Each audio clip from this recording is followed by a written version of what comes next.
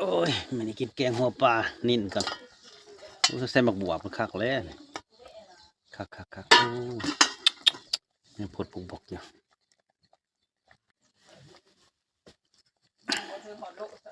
ซื้อโล60บาทมาถึง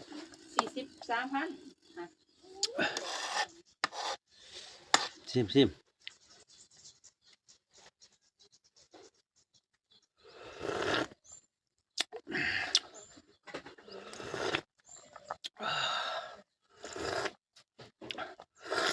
โอ้ยคัก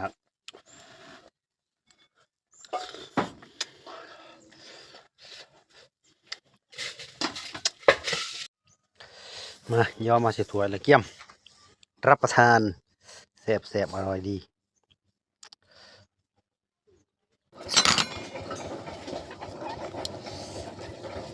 มา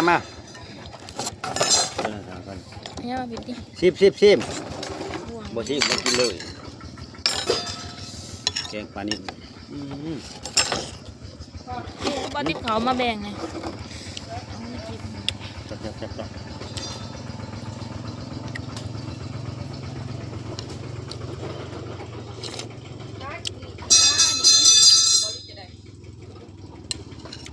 มาถือไม่ได้หรอก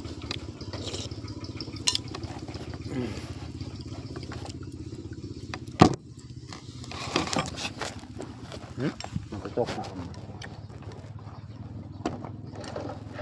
ตัวนี้เดี๋ยวครับคักแกงหัวปลานิ่มใส่หมักบวบผอมเว้ยเฮ็ดนางผ่าผอมบางซี่บางก่อน